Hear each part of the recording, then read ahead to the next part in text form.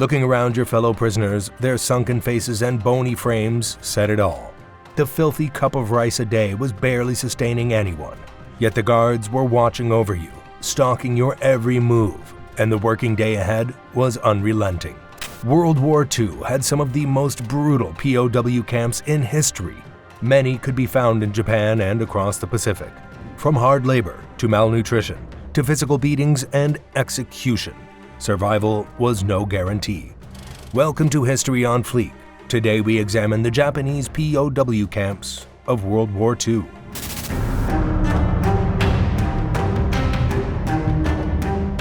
For the duration of World War II, Japan was home to a plethora of prisoners of war camps throughout Asia and the Pacific. Dictated by the Japanese military code of Bushido, the treatment of camp populations was based on loyalty, honor, and self-sacrifice over individual well-being. This meant that camp conditions demanded the most of prisoners whilst being profoundly deprived and inhumane. Commonly, prisoners suffered from frequent physical abuse, and the risk of malnutrition and disease hovered over them. Among the most infamous Japanese POW camps was Changi Prison in Singapore, where thousands of Allied prisoners suffered acute deprivation of food and washing facilities. Following the war, numerous Japanese officials would be convicted of war crimes, and that would include the maltreatment of prisoners of war. The punishment inflicted in Japanese prisoner of war camps came in many forms, severe and inhumane.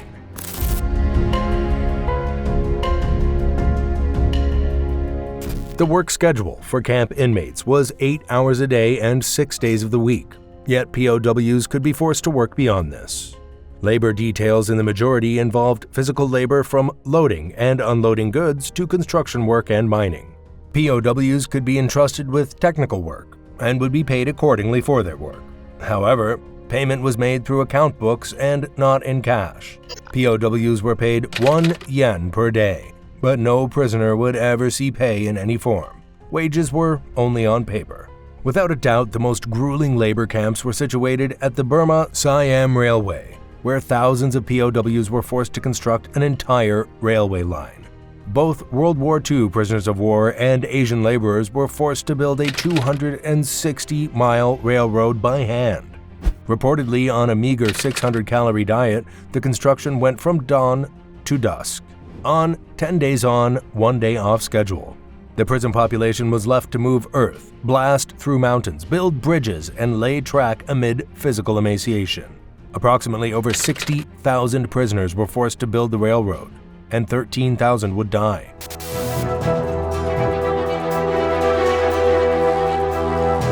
Japanese army soldiers had the responsibility of guarding the camp populations.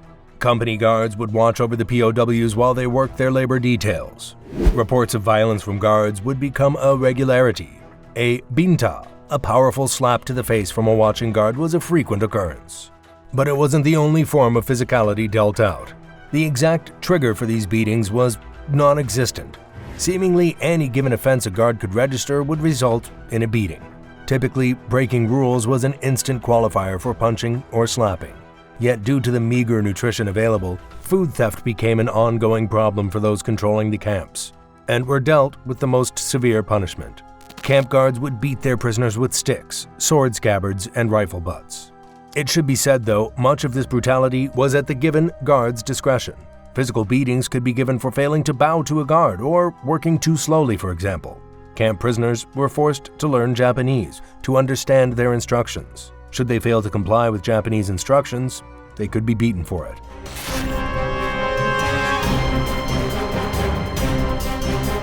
Torture was not uncommon in Japanese prisoner of war camps. By accounts available, such torture was often handed out on the whims of a guard's given sadism. Accounts of torture on prisoners include standing at attention for hours on end, or being forced to run for hours on end. In other instances, prisoners were forced to stand with a full bucket of water on their heads, or alternatively, forced to have their faces under a flowing tap. Another account of torture involved forced isolation. Prisoners could be placed in very small, dark cells for days without food, sometimes for weeks on end. Such punishment was reserved for those who survived escape attempts and other more serious crimes. Some of these prisoners would be sent to prison exclusively for Japanese criminals.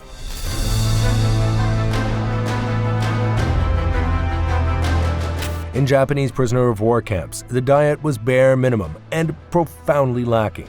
In general, the guards would provide the ingredients and rice for the meals, while the POWs would be made to prepare their food. The standard menu was a cup of miso soup, a bowl of rice, and some pickles. Some camps gave their prisoners bread, but only once a day.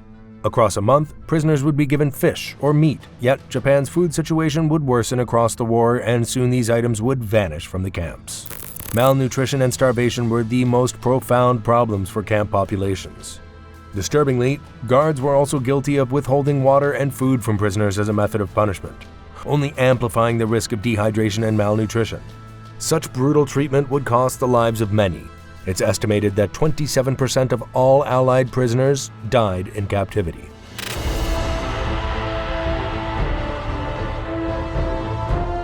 The POW camps in Japan were a daunting example of a hell designed to never be escaped. Surrounded by high, unscalable wooden fencing and encased in barbed wire, even a prisoner who dreamed or planned escape faced the most insurmountable of odds in succeeding. Yet some would attempt, and their insubordination was met with the harshest possible response. Prisoners who attempted escape would be executed in front of other prisoners. In some locations, guards would execute 10 other prisoners in response to the escape attempt. The method of execution would be shooting, beheading, or hanging, and as you may have guessed, escape attempts from these camps were rare.